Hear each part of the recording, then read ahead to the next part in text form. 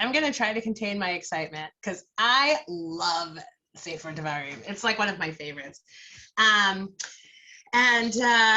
boy, like, wow, what a fantastic time to do this. I have so much prepared for us. And I wanted to open it up a little bit to some conversation in the middle because I want to hear what you have to say. And I think that'll shape how we understand this week's Torah portion, which is, I have to say, definitely one of my favorites. And I realize I do say that like every week, but this really is one of my favorites. Don't tell God. Okay, so let's make a bracha on our learning so that we can lift it up in kedusha and holiness and mine all of the bracha that's within it for us to receive. Baruch atah Adonai Eloheinu melech haolam, asher kiddushanu b'mitzvotav v'tzivanu la'asok b'divrei Torah.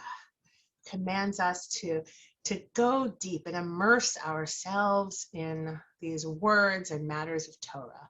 And Holy One of Blessing, may our Torah study be for a blessing. May these words be sweet and invite us to come into them and to understand their deeper meanings. And may we take those meanings and integrate them into our beings so that this Torah becomes evident in how we live our life and people can see it on us and we can share it with our neighbors and our children and our teachers and anyone who looks to us for guidance. And may we continue to be zoche, may we continue to be so lucky and blessed and able to study Torah in the middle of the day or whatever time it is where you are, lishma, just because we love to learn more and we love to get closer to Judaism, the Jewish people, and the Holy One of Blessing, HaKadosh Baruch Hu. Baruch atah Adonai hamelamed Torah le'amo Yisrael. All right. So it is a pretty dark time here on our calendar, because we find ourselves in the season, at the end of the season, I should say, of Ben HaMetzarim, the 3 weeks, between the narrow places, leading up to Tisha B'Av, which is Motzei Shabbat, Saturday night. And this week we have this gift of Shabbat. This particular Shabbat is Shabbat Chazon, so named for the Chazon, the vision in this week's Haftarah from the prophet Isaiah. So Kedushat Levi, whom, if you're not familiar with, is an 18th century Ukrainian-Russian rabbi, teaches that each soul is gifted a vision, a Chazon, of the rebuilt third temple on Shabbat Chazon. And our Jewish calendar is such that it operates on both a horizontal axis, allowing us to connect horizontally through space to other Jews and world events and to the Holy One of Blessing. And it also operates on a vertical axis, connecting us through time to our ancestors and history and back to our source and our destination, the Holy One of Blessing. So this Shabbat, we can receive a vision of what the temple of God can look like, as well as a vision for what the temple of ourselves can look like, our nishamot, our highest selves. So how do we receive it, right? Because Kedushat Levi says we're given this vision, and it's not that we receive it, right? We're given it. The receiving is on us. And that's sort of like at Shavuot, we celebrate Matan Torah, the giving of the Torah, but the Kabbalah, the receiving of the Torah, is incumbent on us. The same is true here with this Chazon. This vision is incumbent on us to make ourselves able to receive it. We can say no. It's up to us, right? Because we don't like what we see. But I'm hoping that this shiur, this learning that we're going to do right now, will help us all make the way to receive the Chazon with an open and joyful heart. Okay, so the Parsha 4, Shabbat Chazon is always beginning of Devarim, beginning of Deuteronomy, which I love. And I will tell you all about why I love that in a moment. So I wanted to start by looking at Rabbi David Wolfblank's Torah commentary. And if you're not familiar with Rabbi David Wolfblank, he was, Alav Shalom, he was a renewal rabbi who lived in Berkeley, California, but he spent a lot of time in Israel. And he comes from, his family, his mother, I should say, was a Chabad Lubavitch practicing Jew. And so he spent a lot of time with Chabad and really tapped into that tradition of spirituality. And then he became a big macher in the renewal movement. And unfortunately, he died in 1998. And every week for at least 4 years, he published this book of Meta Parshiot. And commentary on Shabbat morning and the holidays, and they're all deeply rooted in Kabbalah and in Chassidut, in Jewish spirituality, and you can find them on his website if you Google Rabbi David Wolfblank. And he does really creative things with each parasha to help us go deeper and to help us understand them. So, with that introduction, I will share with you one of what I think are the most valuable things that he does is he takes the whole, I'm on the left side over here. I'm sorry, I didn't get a chance to edit this. He takes the whole parsha as it is in the Torah, that's all over here. And he breaks it down based on what's the overall theme of that part of the parsha.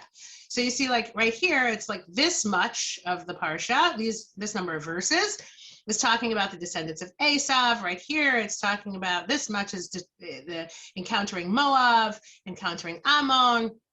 So this is like a general overview of, what this whole parsha is about. But, what's really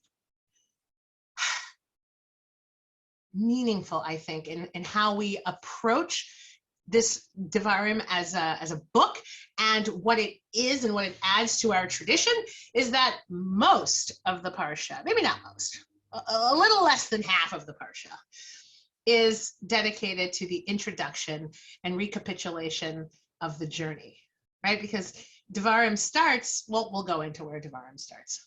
Let's just jump right on into the text. Okay. Oh, I didn't have to stop sharing. I could have just switched tabs. Sorry. I know it's a little disorienting when it pulls in and out like that. Someone asked if you could repeat the name of the rabbi. Yeah, you know what? I'll write it right here in the chat. Rabbi David Wolf-Blank. There you go. Share screen. Okay, here we go. Parashat Devarim. We have a blessing, chazak chazak, when we finish a book of Torah. There really should be a blessing for when we start a book of Torah, when we jump in, and so we'll have to all think about that. And if we think of something, you can put it on OpenSea and we'll add it to our practice. Okay, so this book begins by Moshe Rabbeinu grounding the Israelites in time and in space. And again, that's representative of the horizontal axis, which is connecting Jews across space, and the vertical axis, which is connecting us with Kadosh Baruch Hu. And I know that's like a limited way of thinking. I'm not necessarily saying that God is up there and we're down here, but for the purposes of thinking about the expansiveness of it, those are the directions that I'm using. Okay, so here we are. Ele hadavarim asher diber Moshe el kol Yisrael be'ever hayarden. These are the words that Moses addressed to all Israel on the other side of the Jordan, through the wilderness in the Arava, near Suf, between Paran and Tofel, Laban, Chazerot, and Di-Zahav. It's 11 days from Horeb to Kadesh Barnea by the Mount Seir route. And it was in the 40th year, on the first day of the 11th month, that Moses addressed the Israelites in accordance with the instructions that the Lord had given him for them. After he had defeated Sihon, king of the Amorites, who dwelt in Heshbon, and King Og of Bashan, who dwelt in Ashtaroth and Edrei. On the other side of the Jordan, in the land of Moab, Moses undertook to expound this teaching. And he said, cliffhanger, we're going to come back to that. So there are a couple things, right, just in these first 5 verses to look at how this story is being set up for us. So I love this. This is one of my favorite things. It's 11 days from Horeb to Kadesh Barnea by the Mount Seir route. Okay, so Horeb is another name for Sinai, which is, back in Exodus, and where they originally came from. And Kadesh Barnea is like where they are now, right, on the border of the land of Israel. So I find it, I find it amusing because I like to find the humor in it. It's like saying, if we had our act together, we could have done this in 11 days. However, in verse 3, it was the 40th year on the first day of the 11th month, which says there's a story, right? Like it takes 11 days to get from point A to point B, but for some reason, it took us 40 years.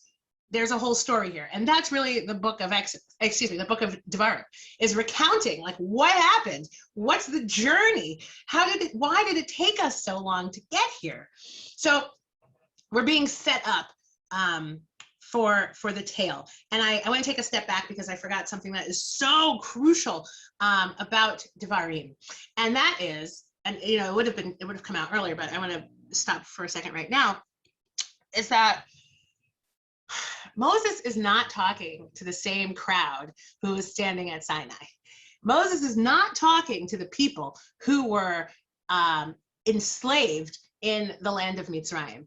These are the children. This is the next generation. So the book of Devarim, it has a totally different, it has a different feel and a different purpose. The other books are really about, the process of the people who are getting out of slavery and like they're learning it out of their bodies and trying to adapt to freedom and understanding this notion. And like, it was very challenging, right? That is the generation that perished in the wilderness, because as we are learning now, thank you, science, trauma embeds itself in our bones, in our DNA, and it's passed on. There's so much research that talks about the manifestations of the trauma of the Shoah that they find in the genetics of Holocaust survivors, in the genetics of African American people from all of the trauma of slavery and civil rights, etc. So we see that in our story, God said this generation can't continue, right? Like this generation has it in them. They won't be able to get it out of their bodies. We need to like start afresh. So we've got this next generation. And so it's latent in the next generation, right? Because it's in our bones, it's in who we are. So the messages of Devarim speak to a different understanding of what we have already encountered in the Torah in other places. There's something else I wanted to say about that. Speak to the Torah about we want to say other places. I think that's enough for now. Okay, so back to here, zooming in, time and space. We see we're being located in time. It was the 40th year, the first day of the 11th month. This is the month of Shvat, because in this calendar, the first is Nisan. The 11th is Shvat. Makes sense because Moses dies in the month of Adar, which is the month after Shvat. Makes the case for celebrating Tu B'Shvat. Well, it wouldn't be Tu B'Shvat, it'd be Aleph B'Shvat, but celebrating the new year of the trees on the 1st of Shvat and doing something to commemorate this day when Moses began to expound. That's a conversation for another day. Located here in time, located here in space. This is also in time after he had defeated Sihon Melech Amori, after he had defeated the king Og of Bashan. And then in space, like this is where they were on the other side of the Jordan. And again, it says on the other side of the Jordan, right? So it's like, wait a second. That, for me, as a literary person, makes me ask a couple of questions. And the first question is, wait a second. You're telling me it was written on the other side of the Jordan, which means that the perspective of the person who is composing this is on the other side in the land of Israel, to say, this is back when we were on the other side, before we had crossed in. So it's a very interesting question of like whose perspective. And it opens a broader question of history in general, as we're about to get into, whose perspective. Okay, let's resolve that cliffhanger with verse 6. Here is where Moses, this is the teaching that Moses undertook to give the people. Adonai Eloheinu, the Lord our God, spoke to us at Chorev, remember this is Sinai, saying, Rav lachem shevet bahar hazeh. You have stayed long enough at this mountain. Okay. So there's a lot in verse 6 here. So I feel like I've said a number of times. Oh, it's right here. This is one of my favorite Sfarim.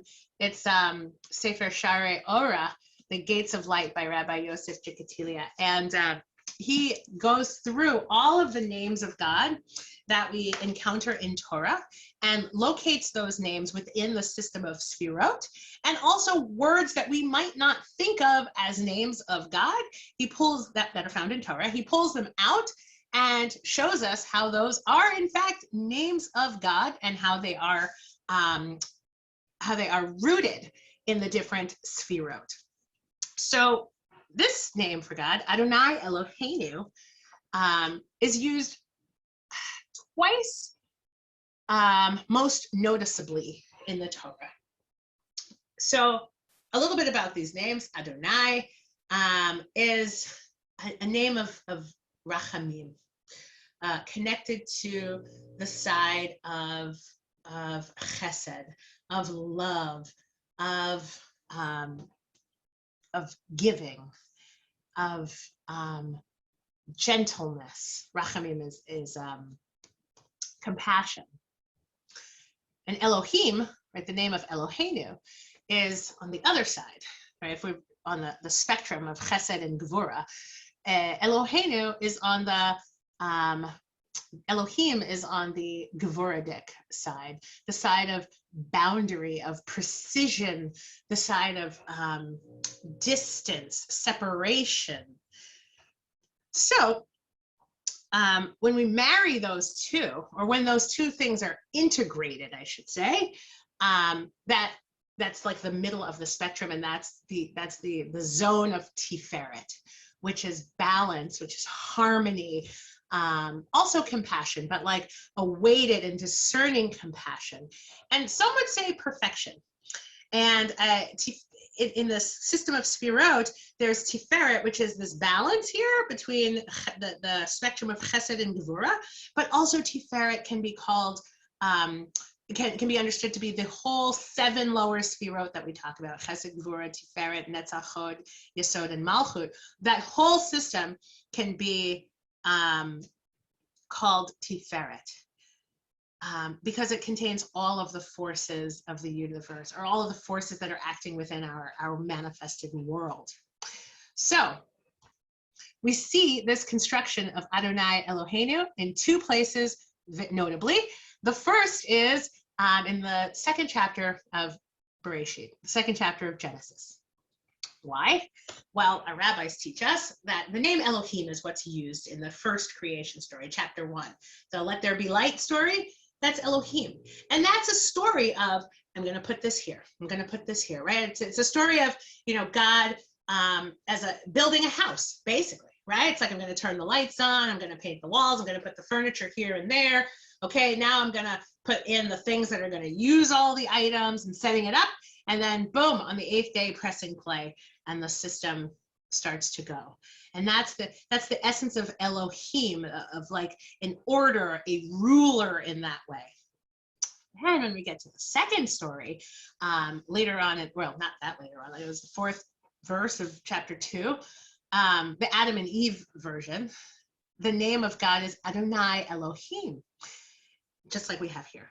And the rabbis explain that once the world was completed in that way, with that like setup, then the essence, the element, the attribute of rachamim, of mercy, of compassion, came into the world to balance that very needed and boundary making aspect of God, and it became a flow, and it became compassion and balance. And then we have the second story, which is about the trees and the animals and everything working in concert, right? The Adam is from the earth and names the animals, and there's real harmony in the world, right? So that's the beginning of Genesis. That's the beginning of the first book of Torah, almost like a bookend. Here we are at the beginning of the last book of Torah.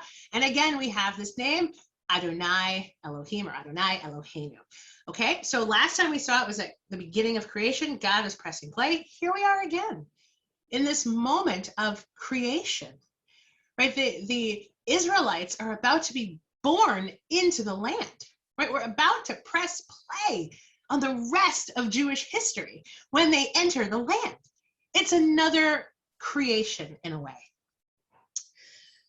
So Adonai Eloheinu, right? Our God of integration, of harmony, said, specifically this message, you've stayed long enough at this mountain. Rav lachem shevet bahar hazeh, right? And even in that, there's like a forward propelling motion, right? And that's the energy of creation, right? Creation is not a stagnant process. Nothing would get created. It is a forward propelling motion. Rav lachem shevet. Shevet is an interesting word. Shevet means to sit or to dwell, rooted in Shabbat, right? In Shabbat, we stop, we rest, we dwell in time and space. But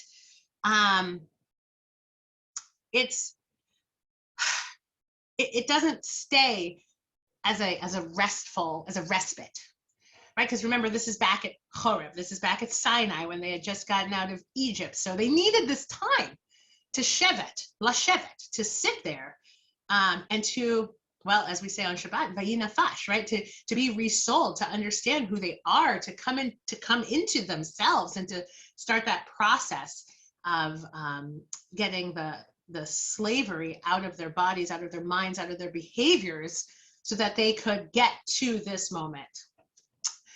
But the BDB, the Brown Driver Briggs, which is the dictionary of Torah, points out that shevet, in this case, also has the meaning of being indolent, right? Of being like, it starts to get lazy or avoiding, which makes sense, right? Like when there's something really important that we have to do, that really means a lot, that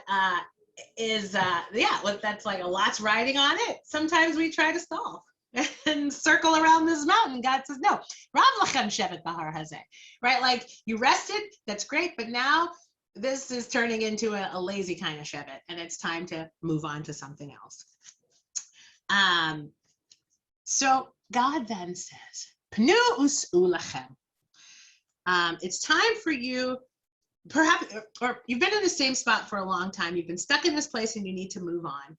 Pnu us'u, it's time for you to take a different direction. To, how is it translated?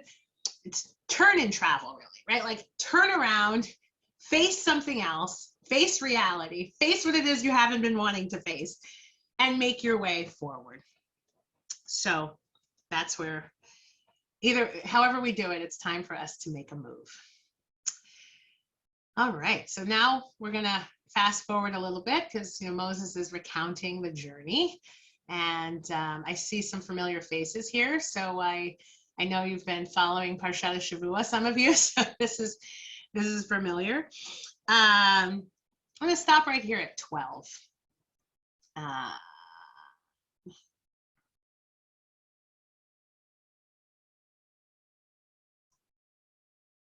Is this 12 through 16? Yeah, okay. So there's a story. And, it makes sense because Moses, remember, is talking to the next generation and they weren't there. So Moses has to tell them about their history, right? Like it's basically like the first Hebrew school, right? Like they're standing here and they're, learning about Jewish history, Jewish travels, all this stuff. So he says, may the Lord, the God of your fathers, increase your numbers 1,000-fold and bless you as he promised. How can I bear unaided the trouble of you and the burden and the bickering? Pick from each of your tribes men who are wise, discerning, and experienced, and I will appoint them as your heads. You answered me and said, what you propose to do is good. So I took your tribal leaders, wise and experienced men, and appointed them heads over you, chiefs of thousands, chiefs of hundreds, chiefs of 50s, and chiefs of 10s, and officials for your tribes. Okay. Does anyone remember encountering this story in the Torah? And if you do, feel free to put into the chat where you remember encountering the story of Moses setting up chiefs of many and Parashat Yitro. I'm so glad. And yes, Yitro. So in remembering that story, there's like another side of that. And so it makes a good question of, I think the question is, when we look at Deuteronomy, in the light of the rest of the Torah that we've already seen, let me move my chat box out of the way. When we look at Deuteronomy, in light of the rest of the Torah that we've seen, we notice that this rendering that Moses is giving to the people at this point is a little different from what we've encountered earlier in the Torah. And so, for our days now, when, so much history is coming out, we have to think, and we get to think here in the Torah as well, whose history are we telling? Who's in the story? Who's not in the story? Who gets the credit? Who gets excluded? So, Yitro is an amazing character in our Torah. Yitro is an amazing character in our Torah.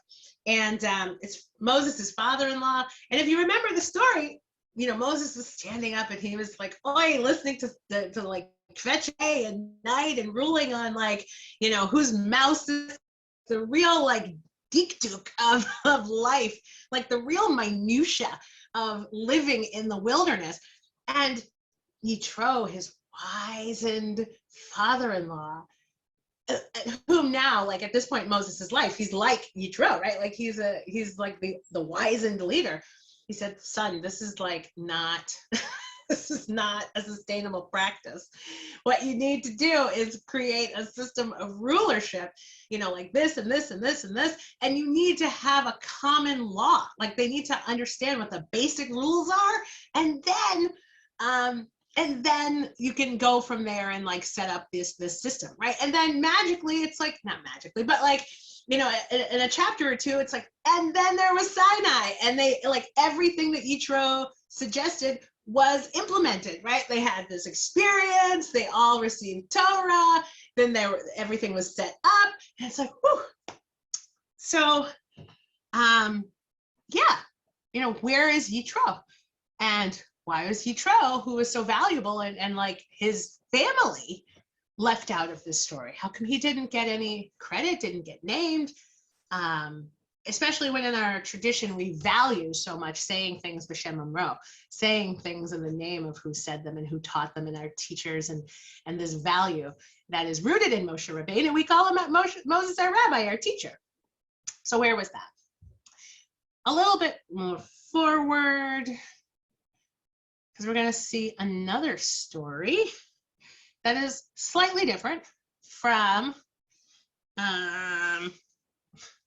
where am I going, 34? Slightly different than the one that we understand. This one, I as a parent, this one I really enjoy. Okay. Okay, we'll start here on 33. So, yet for all that you have no faith in the Lord your God. So we're back in the wilderness. Who goes before you on your journeys to scout the place where you are to encamp, in fire by night and in cloud by day, in order to guide you on the route you are to follow. Right, so this is starting to bring us back to the story of the spies, okay? And when the Lord heard your loud complaint, he was angry and vowed,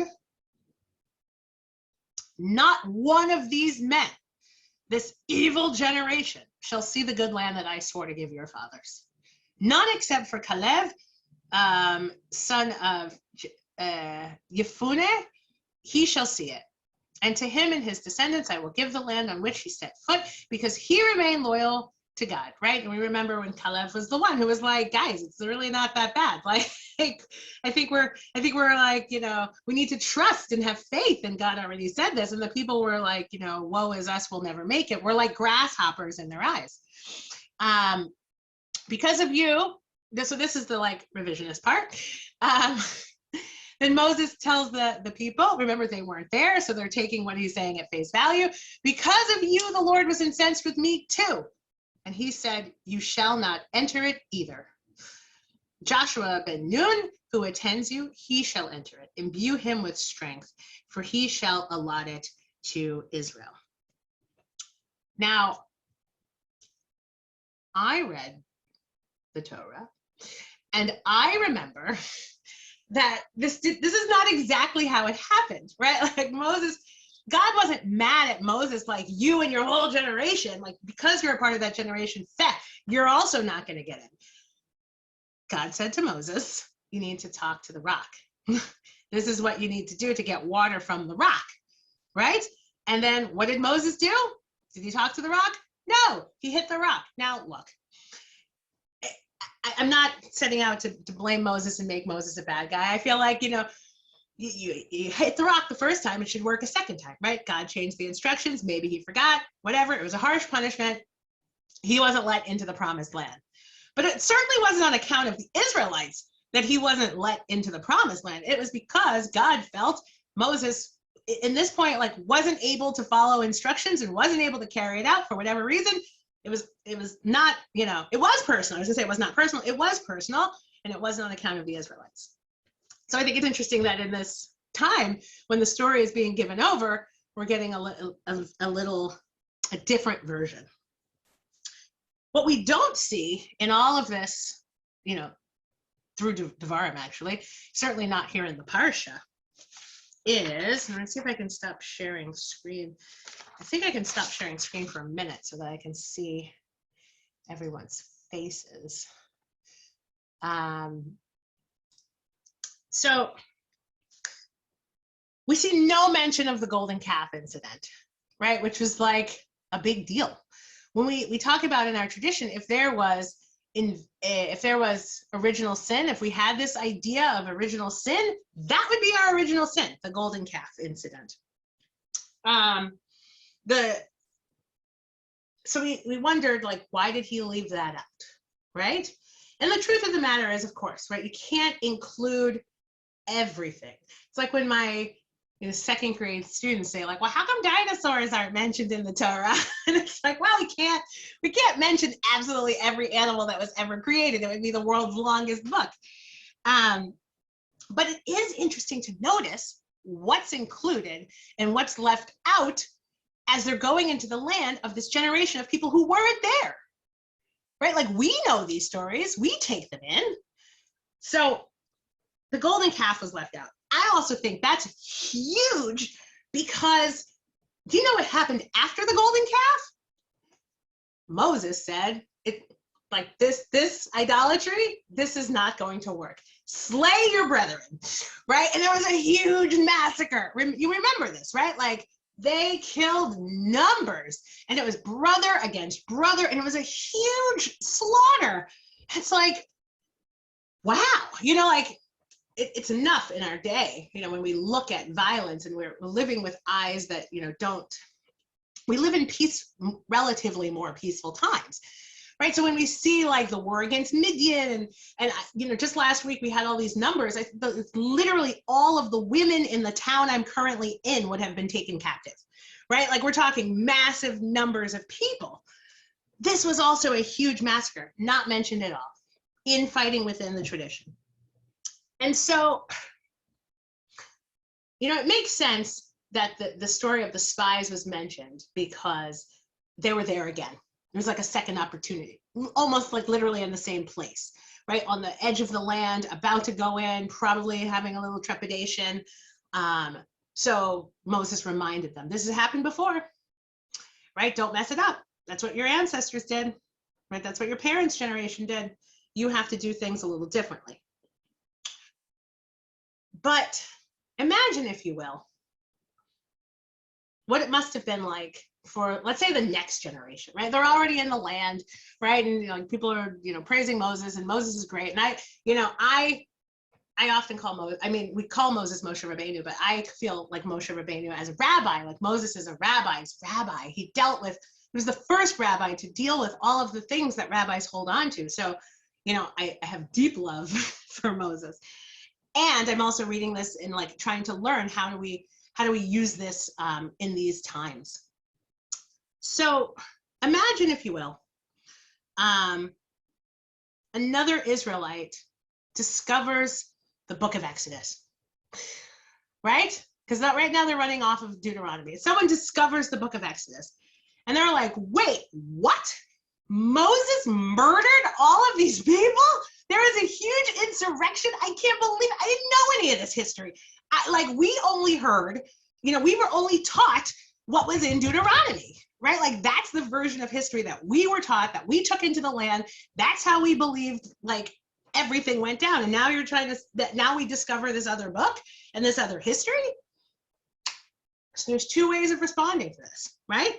There's one faction that's gonna say, I don't want, like, everything that I learned is a lie, and I don't want anything to do with Moses and this tradition and this murdering religion, and refusing it outright, going off to be with the other people. There's plenty of other, religions around the land. I'm going to go off to another one. And then there's like the faction that never learned this, right? Because they were all standing at the steps of Moab. They weren't there themselves. They never learned it. They never heard it before. And if it was important, Moses would have told them about it, right? If they needed to know about it to go in the land for their life, Moses would have told them about it. But then there's a third faction. And we see this even today. And we see this especially, like this, I think, is like the faction of the Jewish people today, right? Because it is our tradition to be the faction that asks questions and gets curious. And I always say, like, why is anti-Semitism a thing? I think it's because Jews ask questions. Like, we're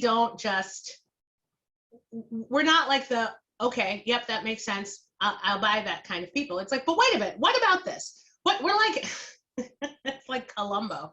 Like, it's just one more thing that's just not making sense, right? And like, we bring it all together. So we still get to be that faction. And when we're looking at Devarim, and I see we're almost running out. Julia, until when do we have? 11:15. Oh my God. All right, I'm gonna talk really fast. What we said, why might Moses have told the story of the spies? There's so many things. They're in this moment of teshuvah, right? And they get the chance to do it again.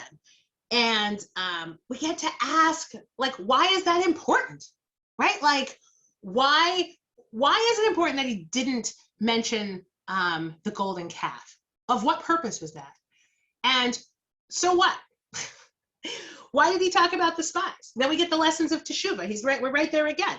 Why might Moses not have mentioned that, like, he, had led not an insurrection, but like he, encouraged everyone to just murder people around them because of the idolatry and how that didn't work. That seems like a pretty valuable lesson to take in. Like, if your brother starts worshiping another god, slay him, right? Like, that sounds like something to bring forward.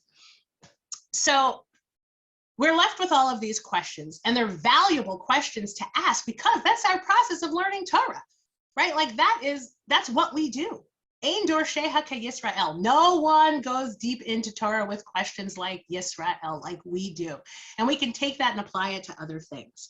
So Tisha B'Av is the beginning of the season of Tshuva. This Saturday night, Motzei Shabbat, our return. On Tisha B'Av, we're at the lowest point than we've ever been before. And so much of the trials of today are the same trials that as before, just cloaked in 21st century garb. And the same sinat chinam, the same baseless hatred that caused the destruction of the temple, is the same baseless hate that we see in the news or we read about on Facebook or hear on the radio. Rav lachem sovet harazeh, enough already. You've been going in this circle too long. It's time for a change. Rosh Hashanah means the head of the year, but it also means the beginning of the change. So between now and then, we have to prepare ourselves for this journey of real change and prepare ourselves to make different choices, just like the Israelites, that will lead to a better outcome for us as individuals and society. Most importantly, the story that we told ourselves yesterday is not the story that we have to tell ourselves today. The stories that we believed yesterday aren't the stories that we have to believe today. In fact, Deuteronomy means second telling. Right? And it is full of revisionist history from Moshe, but these tweaks, his revisions, are only powerful when we know the rest of the story. It's because we know the rest of the story, the first telling, that we can integrate them into a fuller picture to help the Israelites, to help us, that generation that wasn't there, succeed as we take on the challenge of moving into the promised land. And the vision, the chazon that I see for our third temple is that there's so much history coming out, like I said, and it's overwhelming. And we might be tempted to be in one of those first two factions, but because we know that God, Adonai Eloheinu, is a God of synthesis and integration, right? That we know from the Torah, I see a temple made of souls who aren't threatened by the stories of others and by history previously unheard and unknown or excluded coming to the fore and being integrated into the story of our people and getting strength from our collected past, because that's the story of Deuteronomy and the process of Teshuvah to move the whole present forward. So I want to bless us all as we enter into Shabbat Chazon. May we get the spiritual nourishment this day to manifest the vision of the temple on earth and the temple in our own souls. Help us, God, to see our best selves as the human race, and to know that it begins with being our best selves individually, as it says, Ve'asuli mikdash v'shachanti betocham, build me a temple and I will dwell within each and every one of them. Help us follow the words that you commanded, Pnu lechem, turn yourselves, so that we might turn toward complete tshuva and connection with you, our source, our destination over the next 7 weeks. Amen. Salah, Ken Yehi Ratzon.